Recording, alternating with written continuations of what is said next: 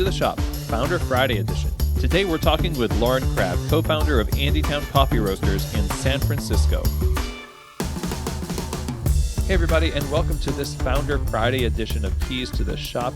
You know, we're all about giving you insights, inspiration, and the tools you need to grow as a coffee service professional. In today's episode, we're talking with Lauren Crabbe, co-owner of Andytown Coffee Roasters in Outer Sunset, San Francisco. And she is definitely going to deliver inspiration, insights, and tools that you can use as a professional and inspire you with the passion that she has for her community and for her staff. It's just unparalleled, and it's a really sweet conversation. I so appreciate the heart that comes through all throughout this talk, and I know you will too. Now, if you have not yet subscribed to Keys to the Shop, I would encourage you to do so. That way you'll never miss an episode when it comes out. And if something in the show inspires you and has helped you, go ahead and share that with a friend. And if you think about it, you can leave a rating or review for this show on iTunes as well. That'd be awesome. Now, today's episode is brought to you by the fantastic folks over at Prima Coffee. They are a leading specialty coffee equipment supplier, and they curate the best equipment from around the world to fit the needs of both their enthusiast and professional customers. So if you're just in the market to build out a great home bar, awesome, they have you covered. If you want to build out your commercial coffee bar, or if you want to expand and multiply your locations and you need the right equipment for the job, Prima Coffee can set you up for success, right? Helping you succeed in making great coffee either at home or in your store is really what drives them. So if you're looking for the best equipment and expert assistance to go along with it, then look no further than prima-coffee.com. And once you get on the website, you'll see what I mean. They have a ton of great stuff to offer, including resources that help you become expert in the things that they sell. Again, go to prima-coffee.com. I know you're going to have a great experience, prima-coffee.com. This episode is also brought to you by the wonderful Pacific Barista Series line of plant-based performance beverages. Of course, these are designed specifically for professional baristas and the standards for excellence that they demand. So you're going to get a great product whether you're using their almond milk, soy, coconut, rice, or oat, their newest product. Its ability to take the heat from steaming, produce an unmatched silky texture, and keep the flavor balance of the beverage focused on coffee makes it a perfect choice for your cafe's menu. And Pacific is a champion of baristas and specialty coffee worldwide. No doubt if you are tuned in to competition or events going on globally, you're going to see Pacific there in force, supporting the community. These products and how they perform on the bar are just another way that they do that. So I would encourage you, go to pacificfoods.com, get their product in your store, try it out, and see how the Barista Series line of plant-based performance beverages from Pacific can help elevate the non-dairy offerings your customers experience in your shop. Okay, so today we're going to be talking with Andytown Coffee Roasters co-founder Lauren Crabbe. So Lauren's coffee career started like much of ours do, which is as a barista. And she had worked as a barista through high school and college, most recently as a barista at Blue Bottle Coffee at the Ferry Building before starting Andytown. She and her husband, Michael McCrory, started Andytown in 2014 in the Outer Sunset of San Francisco. And right now, Andytown currently employs 49 people over 5 locations, 4 public-facing stores, and 1 private office cafe. They do all their pastry, baking, and coffee roasting in-house. Andytown also wholesales coffee beans to a variety of offices, restaurants, and grocery stores. It's such a great honor to have Lauren on the show. The reputation of Andytown is that of something just warm, inviting, high quality, and dedicated to community. And Lauren articulates wonderfully all of those values throughout this conversation as we talk about the founding of this company and things like hiring, scaling, talk about metrics for success, mistakes, and how she has developed as a leader and as a person over these years of being a business owner. The common thread is that this is all done for the benefit of their staff and their community, and it shows by how well they've been embraced by them. So with that, let's get right into this conversation with Lauren Crabbe of Andytown Coffee Roasters. Well, hey, Lauren, welcome to Keys to the Shop. Glad to have you on the show today. Thanks so much for having me. It's an honor. Yeah, honor is mine. I've heard so much about you and your shop, and just how warm, inviting, and high quality everything is. People that go out to San Francisco and come back always say that you have to go to Andytown, and so I'm really excited to just dive into the story of what you created and all the details behind it. How have things been going for you all this year? They're good. Yeah, I just had a baby a few months ago, so that's adding another element of chaos into my life, which is good. Congratulations.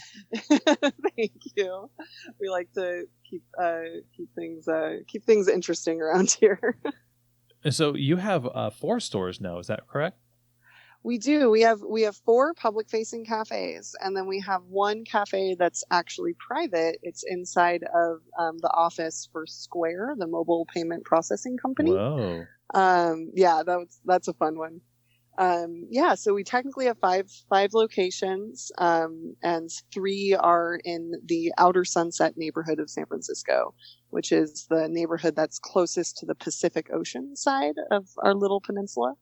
So we're very close to the beach. One of our locations is only a block and a half away from the beach, which is lovely. That does sound really amazing. Now, you started out in really small, actually, just a 600 square foot location. What was the catalyst for even just starting Andytown? Well, we started. We is me and my husband, Michael McCrory. We met working as baristas. So Michael and I met at a coffee shop in San Diego called the Panikin, which is an absolutely lovely place if you ever get a chance to go.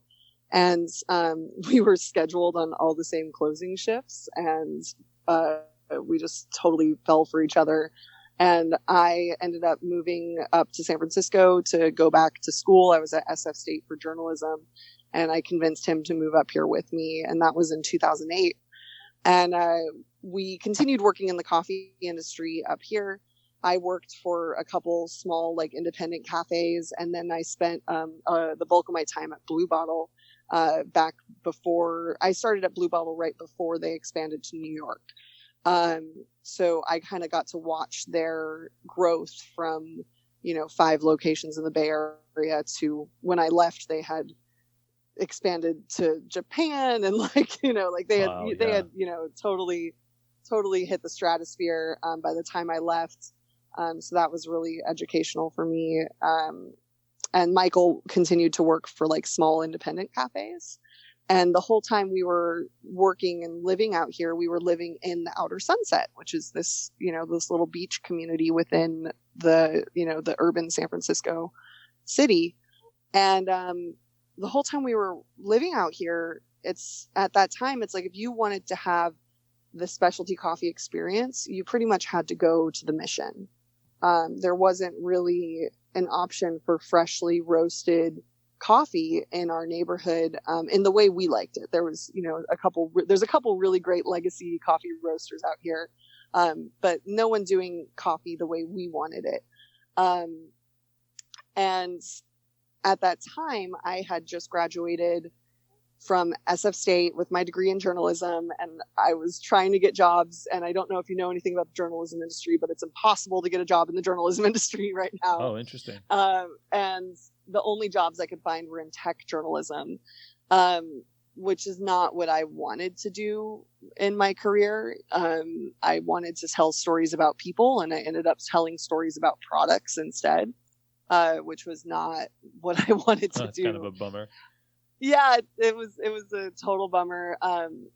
But and it's like when you graduate with a degree in something, it's like, I think you have like that sort of sunk cost feeling where it's like, I spent 4 years and all of my money doing this degree, and I graduated and I realized like, oh crap, I don't want to actually do this for a living.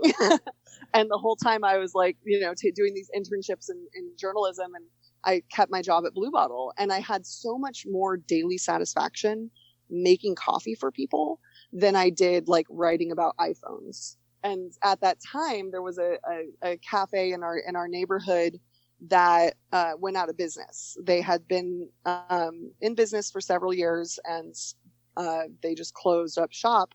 And we saw like a for rent sign on the window. And Michael and I just kind of for giggles were like, let's call the landlord. Let's just see how much they want for this place. Like, let's see what a commercial lease looks like, you know.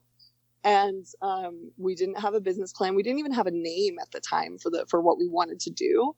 And the landlord offered us the lease. Wow. And the lease was affordable enough where Michael and I were like, okay, worst case scenario, we have a really expensive storage unit. And we signed it. And that was in 2012, in November of 2012. And at that time, like, it's like Michael and I didn't have, our first management job was opening Andytown. Like, we didn't have a lot of management experience. We had no like business owning experience. We were just baristas. Okay. And so we had a lease, we had no money, we had no business plan. And we kind of started from there. And this is that 600 square foot space.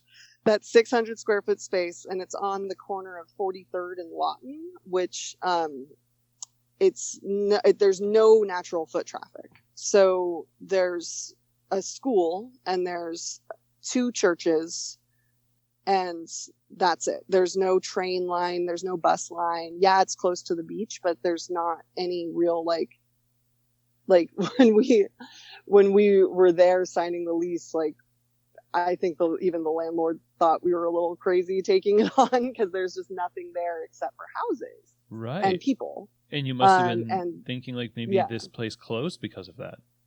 Yeah, I think that's what a lot of people thought. But Michael and I, we lived just a couple blocks away, so we knew that we wanted something good in our neighborhood, and we were like, we can't be the only people who want freshly roasted coffee and delicious pastries in this neighborhood. Mm-hmm. So when we took on the project, we were really building the cafe that we wanted in our neighborhood, like, first and foremost, and like building the cafe that we wanted to go to and the place that we wanted to hang out in, because we knew that we would be the ones working in it all the time.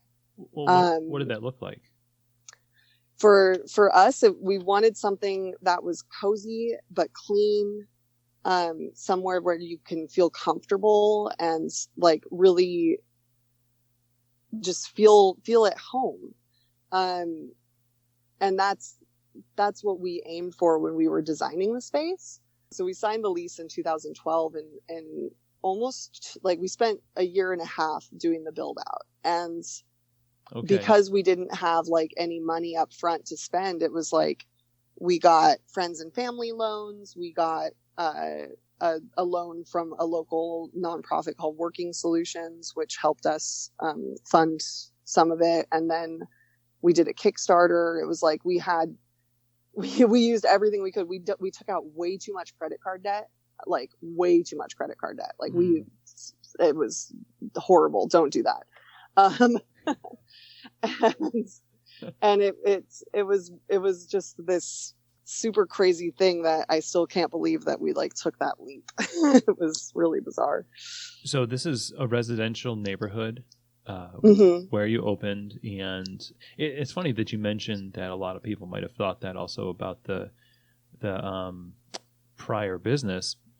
Recently I was talking to somebody about their shop that was in a residential area, and they said, well, everybody told us it was a bad location. I'm just looking around it, all of the people, the houses, the families, and maybe everybody's just thinking, no, there has to be a bunch of existing foot traffic, but also other businesses that are successful to make it successful. But coffee shops tend to be that catalyst. I think, like, when we were, so like recently I was looking at our original like emails that we were sending, like, because we tried to get traditional capital when we first opened. So we were applying for an SBA loan. We were applying for various bank loans, and we got denied for so many reasons. Like Michael and I, because we didn't have a business background, like that was a reason why one bank denied us. We got denied because we didn't have enough like collateral, because Michael and I were baristas. We didn't own a house that we could put up as collateral, you know. our location was not high enough foot traffic. That was another reason why we got denied a loan. We got denied loans for just all of the traditional reasons why you would deny two baristas a loan, and what all these people overlooked was that like we didn't have the business background and we didn't have the collateral or the things that you traditionally look for when you're going to be loaning someone money. But we had a vision of the space that we wanted, and we had a vision of the product. And that was, that was enough for us to start our business. And, it's like our Kickstarter backers, they understood that, our friends and family, they understood that. But you can't tell a bank that. They don't look at that. Right. They don't know the culture the same way you do, especially being on the front lines as a barista. Yeah. And it's like, and we did, we were looking at all of the neighborhood, because it's like, you have to do all these things to build a business plan, like, like market research. And we're looking in the neighborhood and I'm just like, it's like, yeah, like I can sit here and count the amount of people that walk by, but that's not going to be productive, because I know that like they're not walking by here because there's nothing here to walk to, but they all live here, and I know that because I live here. Mm-hmm. It's like there's enough people in this area that live here that have to go to other neighborhoods to get good coffee, and that they shouldn't be necessary. Like you should be able to have nice things in your neighborhood. And, it's like people would be like, oh, the Outer Sunset, really? And it's like, that was so offensive. I'm like, we want nice things too. Like, come on, like we live here. Like, it's like, we don't need to like, travel 3 miles to get a bag of freshly roasted coffee. Like that shouldn't be necessary. Did it give you more of an inroad to people that you lived there in the community versus starting it as somebody who didn't live there? I think that there was definitely a benefit, because a lot of people already knew us just because we'd lived there for several years before we opened. And that's definitely a benefit. Because I think San Francisco and most communities, it's like there's this sort of hesitation to the outsider coming in, especially with specialty coffee. There's that sort of fear of someone trying to come in and I don't know, just like put a stamp on a neighborhood that's not theirs. And like that's mm-hmm. not, it's like we lived 3 blocks away from the shop. Now we live 3 doors down from the shop, which is very close, sometimes too close. I was gonna say, yeah, it's a little, the commute is hell. So it's so nice being so ingrained in your neighborhood. And we joke that we have a 3-year-old son, and he totally lives on Sesame Street. Like, he walks out his front door and he sees the firemen coming to get coffee, and then he sees the bakers, and he sees like he knows everyone in the neighborhood, which is like such a unique and special thing in this day and age, where it's like a lot of people feel that disconnect from their neighborhoods and from their communities, and to be able to build that not just for my neighbors but for my own family is really cool for me. And that's something I'm really proud of. That's so sweet. What were your first steps? I mean, were you working as baristas right up until the point that you opened the doors? Or did you quit your jobs and then just invest yourself into the build out and opening? Yeah, so I was working at Blue Bottle, and when we signed the lease, I scheduled a meeting with the owner of Blue Bottle, James Freeman, because I was totally scared that I was going to be like ostracized. Like how dare you be like like competition, like I was expecting to be like totally let go immediately and like, oh my, like see you later, like I was just like, I was so afraid. And so I scheduled a meeting with James, really preparing for that sort of like, I don't know why I had so much fear associated with it. So I scheduled a meeting with him, and I told him, I was like, Michael and I signed a lease. We're going to be opening a roasting company in the Outer Sunset where we live. And he was so supportive of me, like from the get-go, like so immediately supportive. Excellent. You know, like, what can I do to help? Like, congratulations, this is a huge adventure for you. Like, really, really so supportive. And like, you know, like, you can work for us as long as you need. It's like, as you're getting started, you know, just like really like everything. Our original location, it still has the espresso machine that he sold us that was at their SF MoMA location. Oh, nice. And yeah, they like sold it to me for dirt cheap. And like they offered so much help. And they continuously are a huge help for us. Like, you know, it's like we can always call them when we have a problem, and it's that sort of support that really, you know, made us feel welcome in the coffee community in San Francisco. And that was absolutely key. Well, it sounds like networking, and not just networking, because that sometimes has a negative connotation, but just relying on your community to help you bring this to fruition was a huge part of this. Absolutely. Like we had a 5 kilo roaster, and our shop was 600 square feet, and we were roasting, baking, and serving out of it. Inside of our shop, we have like 12 seats. Like, it's really small. We have a lot of outdoor seating.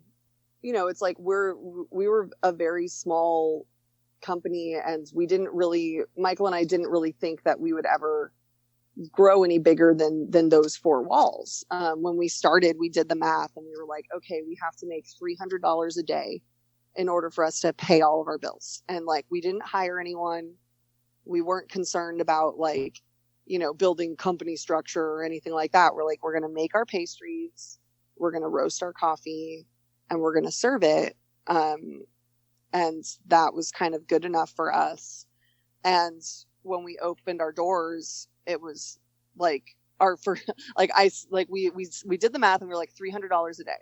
And then our first day we made $1,600. What? And we were like, wow. Holy crap.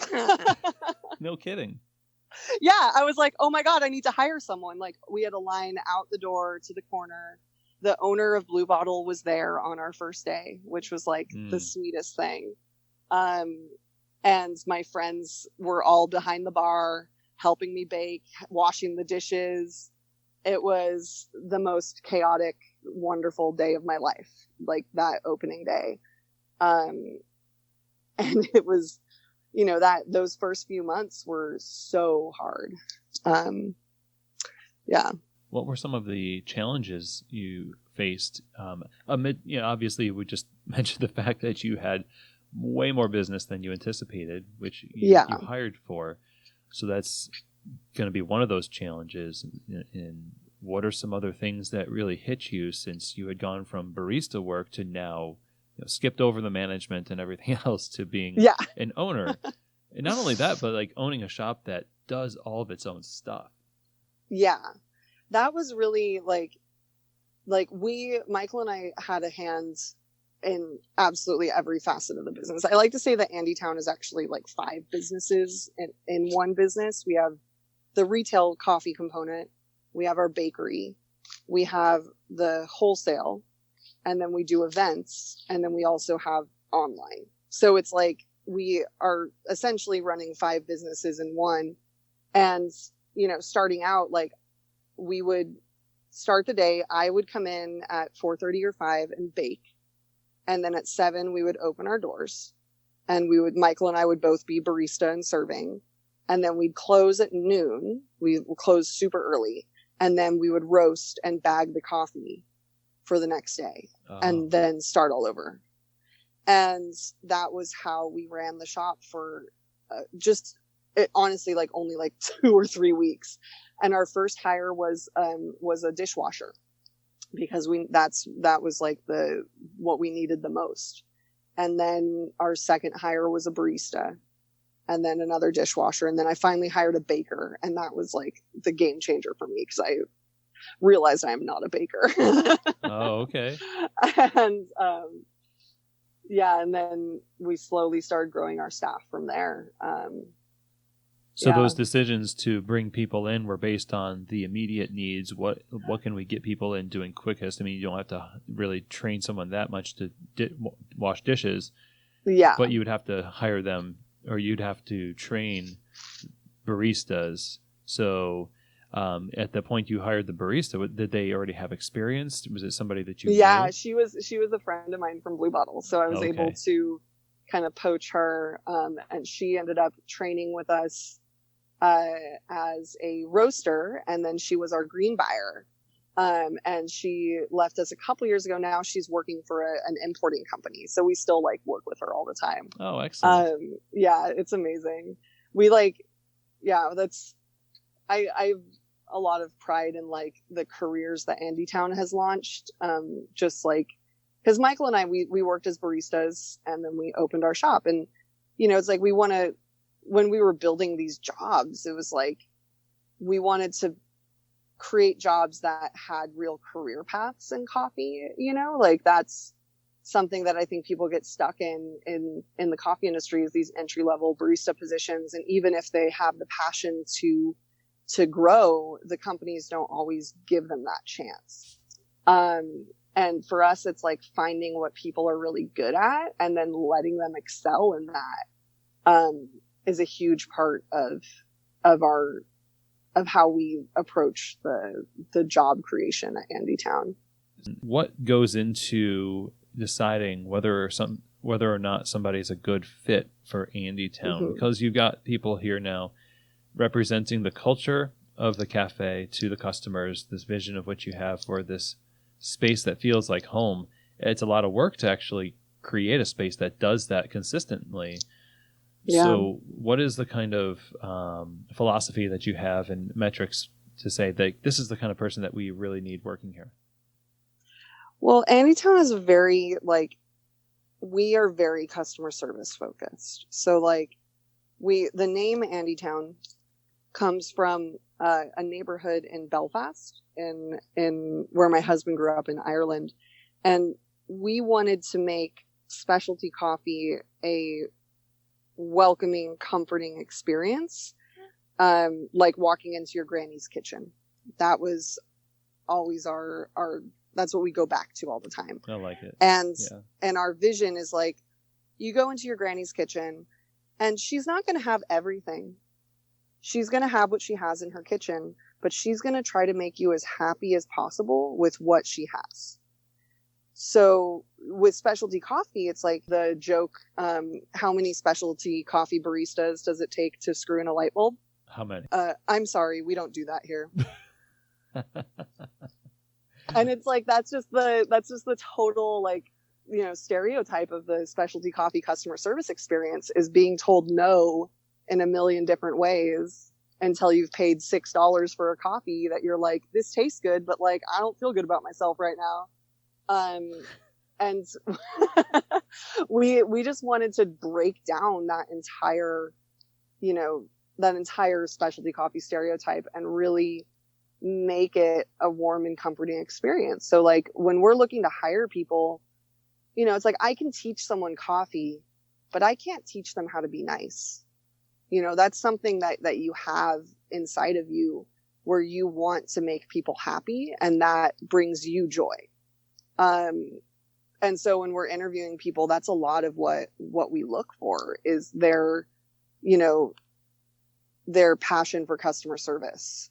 How do you get that out from them? Is it just interview questions, or yeah, we ask vibe? A lot of situational questions. So instead, we used to ask questions of tell me about your background, but now it's we ask a lot of situational questions of what do you do when this situation happens, when there's a difficult customer, when someone asks for something that you don't have, how do you handle that? And if their answers revolve around kindness and inclusivity, then they're hired, basically. Because that's what we're looking for. It's we teach our baristas never to say the word no. we teach them instead to like figure out how to make that person happy with what we have. Mm-hmm. So it's like we go back to that granny's kitchen. Like you go to your granny's kitchen really looking forward to her peach pie. And you show up and granny doesn't have peach pie for you. Instead, she has chocolate cake, and she's going to be so excited to give you this chocolate cake.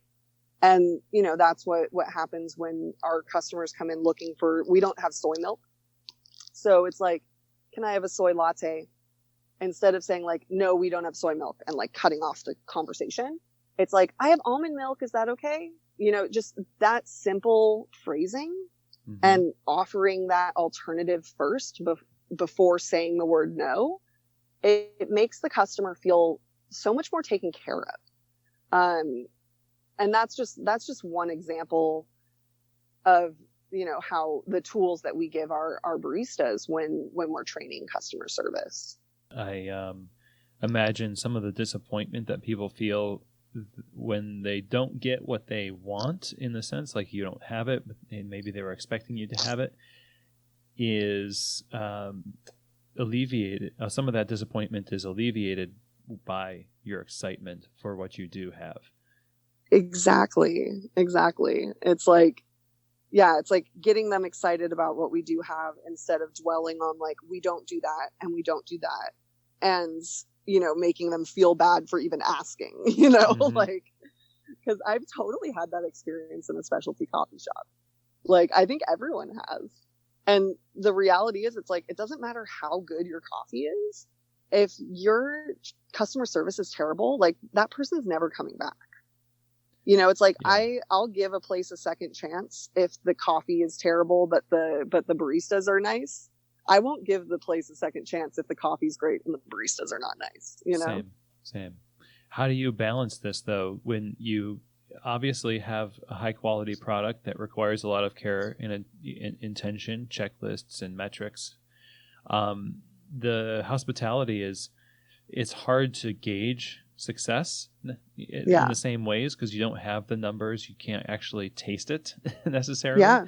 And baristas can get pretty crazy on the bar, and when it does, you can go inward and justify these. You know, you slip up with the hospitality. How do you maintain this balance of excellent quality and this frenzied pace sometimes, and also keeping that hospitality up? Yeah, that's the difficult thing, because like sometimes I think customers come to us because they really crave that positive interaction, whether they realize it or not. They'll come to us because they want that positive interaction. And on the weekends, it is bonkers in there. Like it is like, and it's a small space. And like, I'll go in there with my kids and I'll just be like holding them tight close to me. And there's just like chaos all around me. And I'm just trying to get coffee and leave. And it's like, and acknowledging that. And if the baristas set that tone for the entire cafe. So like if the baristas are if they're frantic, if they just spilled a Fetco pot and they're dealing with an ice machine breaking down and they're stressing out because someone is, returning a muffin or whatever, like it feels like you can feel the energy because our shop is so small. And, it's really, it's a difficult thing. And we have really amazing, all of our cafes have assistant managers, and a lot of our training is like, working with the assistant managers to like give the baristas the tools to work through those crazy situations where they're not panicking, where they're able to take care of everything and like, check in with the customer and make sure that they're still giving that customer service even when there's chaos happening. It's like, I always say, like, even if you just spilt a Fetco pot and you're like dealing with an absolute catastrophe, bring the customer in. Be like, hey, you are at the front of my line. I just spilled this Fetco pot and you're going to watch me clean it up right now. Because if I don't clean it up right now, it's just going to get worse. Like the customer is going to they're going to be happy that they're brought into the conversation instead of them standing there like being like, what the hell is going on? It's like, if you bring them in and you're like, hey, like this is what's going down, or like, hey, I just got a really big order right before you. I'm going to work through it. it's like, what can I get started for you? Just like bringing them into where you're at. It makes all the difference, and the customers feel included. And most of the time the customers have worked a customer service experience before. So they they sympathize, it's like everyone's had that experience, or at least I hope most people have had that experience of working behind a counter and serving people. And so it's really great when you can bring them in and just be like, this is what's happening, and I'll be right with you. Mm-hmm. And you can watch me clean up this spilled Fetco. Exactly. And they give you the pity tips. Yeah, the pity tips. I told a customer the other day during a shift where I exploded some milk out of the pitcher everywhere. I was moving too fast, and it was on me. And I told them, I said, some people pay a lot of money at a spa for stuff like this, and so I feel lucky. It make them feel totally. Better. What do? You're looking at a catastrophe. It's exactly like you said. You're connecting with another human being, and even if they don't work in service, they have made a mistake in their office or wherever. So how does this work out for the bigger locations? Because it seems to me that small stores can really get this communal vibe pretty easily, not effortlessly, but it can be a factor that contributes. But in an open space, in a larger space, and you have a few shops that are a bit larger, does this translate? I think that the good customer service applies regardless of like location or size.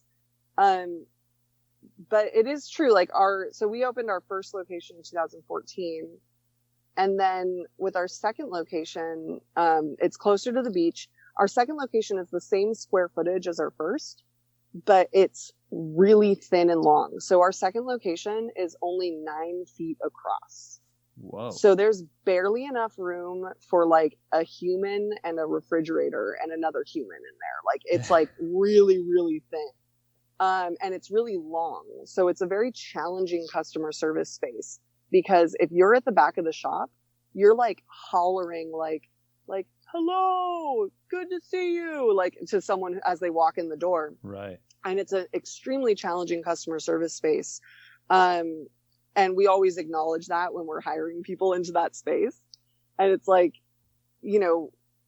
working in that space where you can simultaneously be super close to someone because you're only 9 feet across, or you can be like 50 feet away and you're in like the same open, long space. And that was a challenge. And then our third location is also the roastery. So it's hella loud in there half the time because you're hearing the roaster go all the time. And then our other locations are both in high rises. So it's just like, it's all each location has its own challenges, but regardless of the like architectural challenges, like good customer service can bridge all of that. Like a good barista can make any space and any bar work. That said, as a business owner, it's like my job to make sure that I'm creating a bar that's ergonomic and that, has good customer service by design. 'Cause I've totally been in shops where it's like the design is such that it makes the customer service more challenging. And we try our best to avoid that. And we're learning every time we open a new shop to work on that design. Well, that's very helpful to have all of that experience behind you as a barista. Yeah. A lot of people that start shops, Colin Harmon's book advocates you work in coffee before you open a shop, just for that reason, that you don't design a bar that everybody hates working on. And a bunch of other reasons too. But that's definitely a huge factor. And now with all of these businesses and having kind of started with 5 businesses, like you said earlier, and now much larger versions of those things, how do you manage all of it? What are the logistical tricks or habits that you've taken on that help you stay on top of what's going on at Andytown? Well, I have an amazing management team, and that's really like the short answer of it. And when we expanded, like the only reason why we expanded is I got pregnant our second year of business at Andytown, and because I was doing everything for the company, and I was forced to step away because the only thing that made me sick was the smell of coffee. Oh no. And so for the first time, I had to hire 3 people to replace me because I was working so much. And I was absolutely terrified that because I had to hire these people to replace me, that I wasn't going to be able to support myself on top of having other people like work in the business. So I was forced to really put on my like business owner hat and be like, how do I grow this company enough to sustain a manager as well as, you know, myself as a business owner? Not to say that I don't manage, because I do. But that was like where I really was forced to think about it from a business owner perspective as opposed to a barista / roaster / baker perspective. And that's when, you know, we hired a cafe manager for the first time, which was terrifying to me because I didn't want to step away, but I had to because I was pregnant and I physically couldn't do it anymore. But it's like, I think if I never physically had to step away, I don't think Andytown would have grown at all, because I would still be working bar every day and I'd still be there, with, you know, just focused on the day to day. So I thank my son for that. But yeah, so like when I was forced to sit at home and really think about the business, that's when I started thinking about growth opportunities.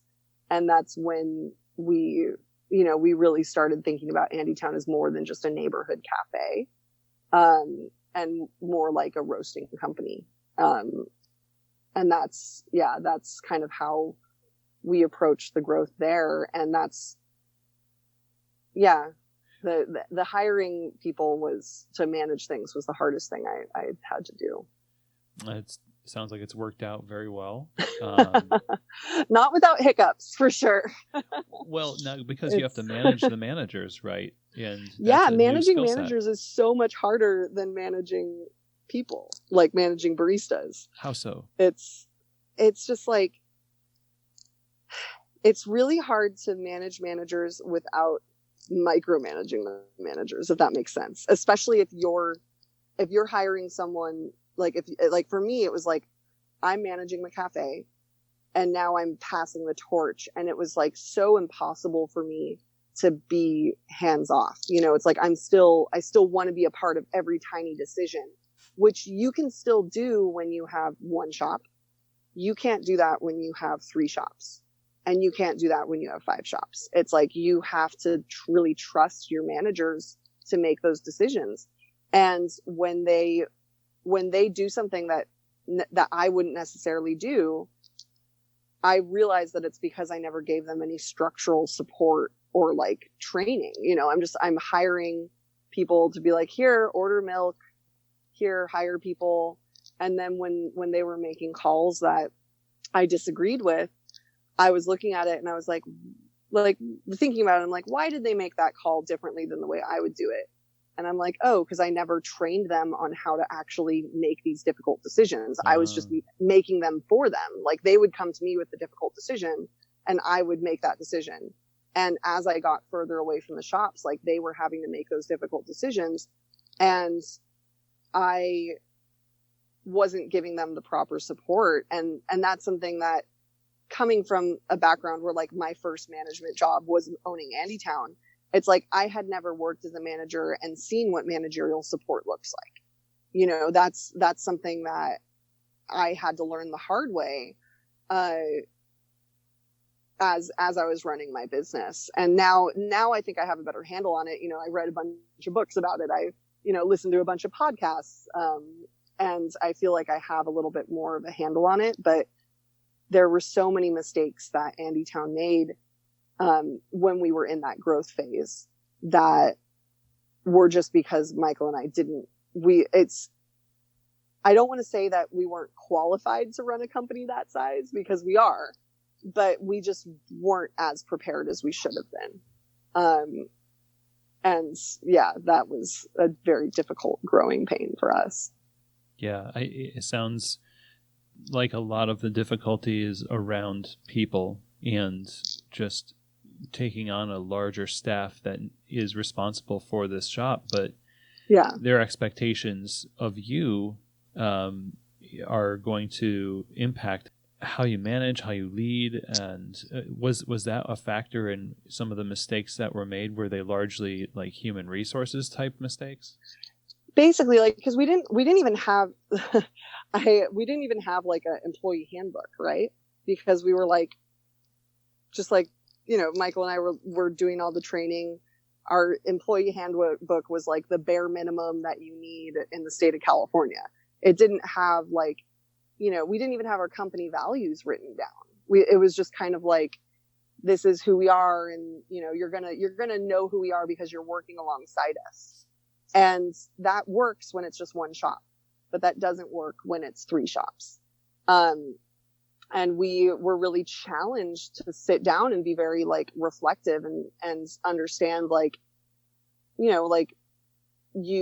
we need to make it clear of like what Andytown stands for, so that when our employees have to make difficult decisions, they can look to those values and make the decisions according to the Andytown way.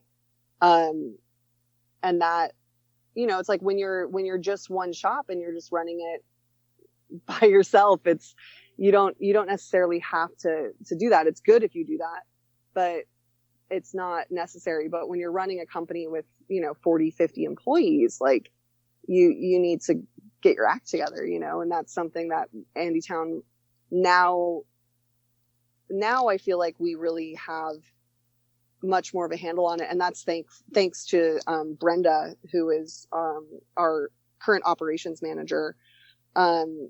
She built those systems. Like, she wrote our handbook. She helped us, and she started with us as a cashier. And she, we got her HR trained, and she was managing our shops, and, that sort of internal support and creating that structure was what Andytown needed. And she knew a lot about what needed to be systematized, because yeah, she was receiving like all of the feedback from every lack of systems and all that. Yeah, exactly. So she received that feedback, and she like built the systems that Andytown needed. She's actually leaving in a couple weeks. I'm very sad, but I'm very happy for her. But yeah, it's like, it's, and Michael and I really relied on our teams to sort of build Andytown. And we have an amazing group of managers, and we have this whole time had really great managers. And like, when Andytown as a company, like when we have issues, I never blame like the people, it's not about the people that are in place. It's like, where did we go wrong to not give people the tools to do their jobs right? Like, did we not set the right expectations? Did we not give them the right tools for success? Did we not give them the right training? Because, the reality is, it's like, we have spectacular staff, and we have from the very beginning.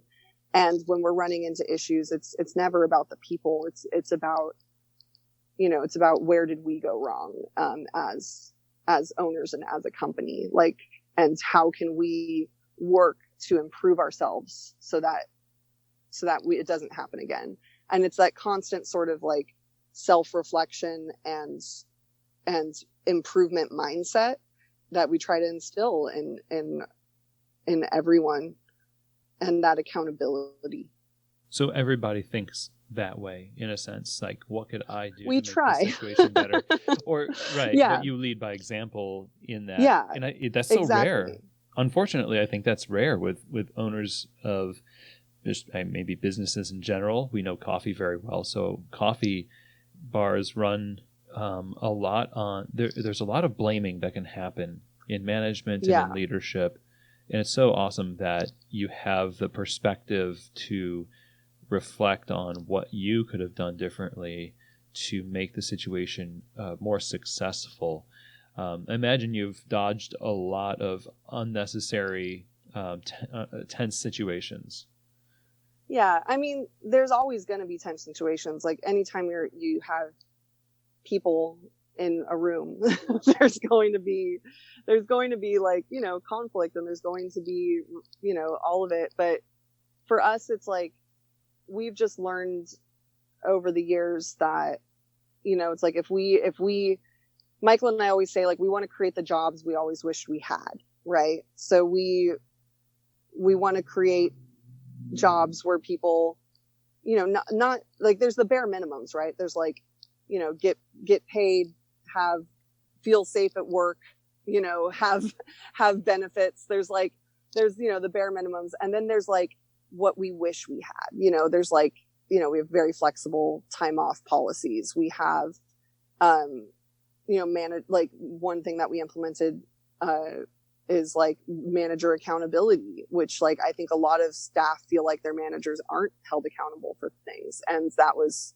something that we really worked to implement. And also career opportunities, like growth and education and origin trips and all these things that, when I was a barista, that's the things that would make me excited about a company. And that's what we try to build at Andytown. Even though we're small, we can still do a lot of cool stuff. And a lot of that, all of that, relies on having a solid business. It's making money. That's more than $300 a day. Yes. And it's one of those things that is not talked about that much with staff about making money to produce those kinds of opportunities. So I guess this is sort of like a two-part question, in that when you're growing your business, you have your shops, but I imagine there's a limit to that, and you're growing your wholesale. Like, what is the main lever of growth in your business that helps facilitate those kinds of opportunities for your staff? Most recently, we've grown a lot in retail. We took on a new location this year. And whenever we take on a new retail location, we look at the company structure of the business and how the management looks. And when we're creating positions, we always try to hire from within. Like first things first is like always looking at our team and where we can move people. And, sometimes it's like going to a person and being like, hey, like, I've noticed that you instinctively just like take on a lot of leadership roles, like taking on tasks. Like the people who like tell me when things are broken, that's management material. Like people who are like, hey, like this thing's broken. It's like, oh my God, like, yes, like, thank you. Yeah. There's so many things, that as baristas, it's like easy to ignore. Like the people who are coming to me with problems, those are the people that I want in management, and when we're hiring from within, we post the job ad internally first. And then after we get applicants from internal, then we'll post it to the public. But sometimes we don't even get that far. Sometimes we're like, we have the perfect person right here, and trying to find the right person from within. And then when we're creating admin positions, it's the same thing. Like our staff accountant started with us as a manager, actually. And it turns out she's a really good bookkeeper, and she's like on top of it. And so we trained her to do our books. And our graphic designer started with us as a barista. Mm-hmm. And we were thinking like, oh, like our graphic designer who had been doing our work, as a contractor, he was going on like a year-long trip to South America. And I was like, oh crap, like I'm not going to have a graphic designer. And my barista was like, oh, I have a degree from RISD. And I'm like, you what? Like, you have a degree from RISD? Like, come here. Like, what are you doing? You're amazing. And she's been doing all of our graphic design, and like our new bags and our new thermoses just got, at SCA, they were in the finals for the design lab competition. Oh, nice. And yeah, she's a badass. And there's just like so many people who are in our management team that started in entry level positions. And that's something I'm super proud of, to give people those opportunities. When you're looking at the landscape of your business and you know you have a position that you want to have filled, but you need to create more business to justify it financially, what do you lean on the most? The optimizing your retail to create like higher numbers per ticket, or just more wholesale accounts? I think it really depends. Like, our wholesale has the most opportunity for growth just because it's like, it's like retail. There's really only so many things you can fit on the shelf, and there's only so many, so many people you can move through the cafe on any given day. So wholesale is definitely like a biggest opportunity for growth. That said, like, we have one person who is our wholesale manager, and he started with us as a barista, same thing. And almost all of our accounts have been organic. Like, they found us. And so it's not like, I think it's because like Michael and I both feel kind of icky, like doing the whole like cold call and selling it's like, you just feel gross. You're like, hey, like that company that you like, especially the Bay Area, because there's so many amazing coffee companies here. And like, I don't really want to poach a cafe from another coffee company, because like, we're all very supportive of each other. It's like, I'm not gonna like, call these cafes and be like, I can do better than this competitor, because, maybe I can't. And like, also I really, it's like all the competitors that we have in the Bay Area, it's like, yeah, technically they're competitors. Like, when I'm listing out on my business plan, competitors, but they're also like people that I have their phone numbers and I can call them when I'm dealing with an issue. It's like, it's like when our tip jar gets stolen, we call all the neighboring businesses to tell them that someone's around stealing tip jars. Uh-huh. And it's like, you have to have that sort of tight knit community in your industry. And like, the tip jar is like the very lowest level of that example. But it's like, you need to have that network so that we can look out for each other. And it's like, that's one of the reasons why I hate doing wholesale cold calls and stuff, because it's like, I don't know. It's like, I should be more aggressively growing my wholesale. If I was, my bank, which, precious is, we don't have any like major investment, at Andytown. So the biggest conversations that we have about growth are with, the bank that did our SBA loans.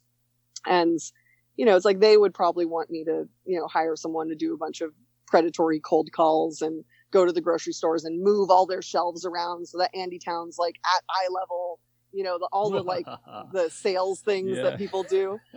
It's like, they would, they might want us to do that, but it's like, that's just not who we are.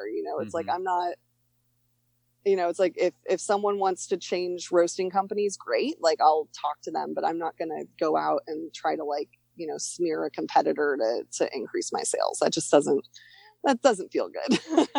Yeah, that definitely doesn't seem like it would be on brand for you. No, definitely not. Yeah. When you're looking at your shops, I wonder if you could share some of the financial metrics that that your shops are doing well. Obviously labor is one of those big ones. What kind of metrics do you look at to say, hey, we had a really great year? My measurements for success they're not necessarily financial. Like, because Andytown's been growing so much, it's like, on paper, Andytown doesn't make any money because every dollar that we earn goes back into the company. Which is another reason why we don't have major investment, because they would probably not like that. It's like, Michael and I are we're accountable to each other. We're accountable to our employees. We're accountable to the Small Business Association, and we're accountable to this very small group, our company is less than 4% outside investment. So, it's like when I have the luxury as a business owner of getting to kind of choose my own metrics for success. Whereas I think businesses that have a lot of outsider investment are kind of chained to that bottom line at the bottom of their P&L, and that's sure. Like, of course it matters. Like, I don't want to be totally in the red. But when I think about like, we recently had our 5-year anniversary at Andytown, and I think about like, what am I most proud of when I look back at the company? And I am most proud of creating community spaces that, that I can go there and I know everyone and the neighbors, it's like that sort of thing is what I pride myself on, is like creating these community spaces and then creating good jobs, and like seeing all of my employees who have grown at Andytown and done really amazing things, or have started with us and left to do amazing things with other companies. That's what I'm proud of the most. And when I think about like Andytown's growth trajectory, like that's what I'm most excited about, is continuing to, it's like I want to do so much more for my employees. Like if we get to, it's like we've always wanted to, when we took on that 4% investment, we restructured the company and we set aside 10% for a employee equity program. And we have been trying to implement an employee equity program for ages, but we can't figure out the best way to do it. And that's something that I really want to do. There's a lot of other things that, that I want to do to give back to the community. And that as Andytown grows, it's like, I'm so excited to be able to do more stuff like that. And like, yeah, like when I'm looking at my numbers, it's like, I have my different goals that I need for each cafe every day to make money. But that's not what drives me. Mm-hmm. And that's not really what drives Andytown. Well, I'm thankful for that. And I'm a terrible capitalist. Every time I talk like this with my dad, he's like rolling his eyes. It's like, terrible capitalist. I'm like, I'm sorry. Yeah, sorry. Well, it's so consistent though. It's so refreshing to hear that the same way you want to refresh people when they come into your space. I feel like hearing you talk about this is almost like walking into your cafe in a audio version of it, to say you can feel the care and feel the concern and the desire to just take care of your community that you've built and are building with Andytown. That's super admirable. I think that's something that we always say, is we take care of the customer. We take care of our employees, and the employees take care of the customers, and everything else will take care of itself. Like that's what Michael always says. Love it. So, when you look out to sort of the landscape of coffee retail in, nationally, globally, what do you see as the most important thing that we as a retail coffee community can focus on to deliver amazing experiences to our guests and to our staff, kind of the way that you're doing? I think just, it's like, there's that saying of like, the customer's always right, or like customer comes first. And, it's like, it can get really, as someone who works in customer service, that can be like the last thing you want to hear. It's like, it's like the customer's not always right. Let me tell you this anecdote about this like really crappy customer I had the other day. And it's like, you'll have a million of those. But if you think about, that customer interaction as something more than transactional, as like, I remind my customers often, like, you are often the first interaction that a person has with another human in their day. And like, people can make coffee at home. A lot of people do make coffee at home. But if they're coming into our shop, it's not because they want a coffee, because they could make that at home. They're coming into our shop because they want that interaction. And cafes and baristas and customer service people, it's like, we need to remember that. And like, it's the fact that they're coming to us instead of someone else. That's an honor and a privilege that we get to be that first person that they talk to. And I've gotten, over the years, I've gotten so much feedback from our customers where it's like, I had a really tough time. Like, I had a customer who sent me an email and was basically like, you know, it's like, I had a really tough time. My dad died. All this horrible stuff happened in my life. And the only consistent thing that I had was going to Andytown. And that was like Andytown helped this person really get through this really hard time, because we were always there. We were always nice. It's like, she didn't know any of the baristas' names. They didn't know her name, but she really needed that interaction in her life to get through that. And there's so many examples of that that I've had in my years of customer service. And it's not always the nice, not always the nice customer either. It's sometimes that like really difficult customer. And you realize that like you might be the only consistent thing that they have in their life right now. And it's like, it's a very specific honor that we have in the coffee industry and in the customer service industry, where we get to have those interactions with people on a daily basis. And that's what really drives us. And if we can make that positive impact on someone's life in a very small way, in that cup of coffee, in that interaction, then we're doing something good. And that's what Andytown's for.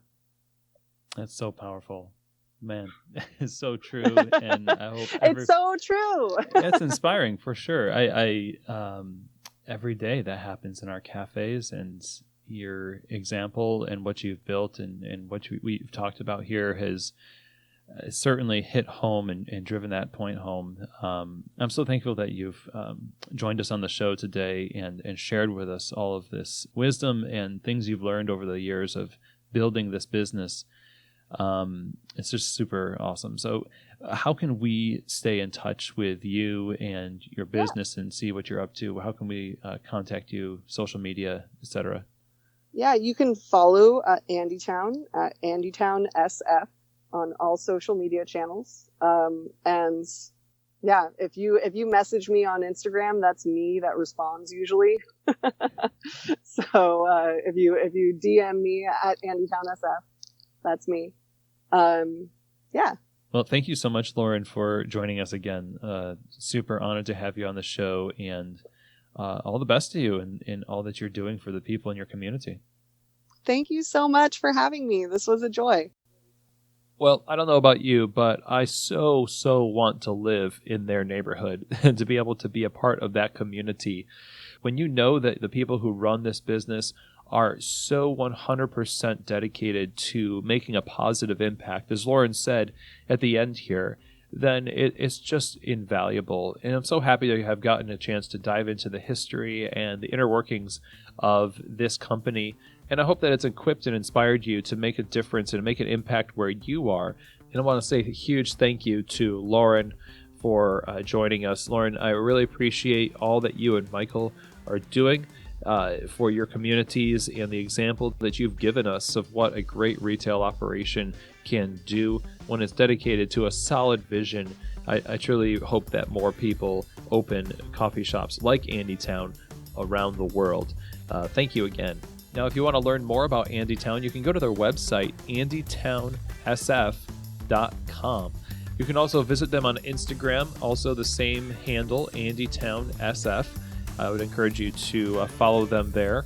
And yeah, just make sure that when you're in the Bay Area, you make Andytown one of the places that you visit.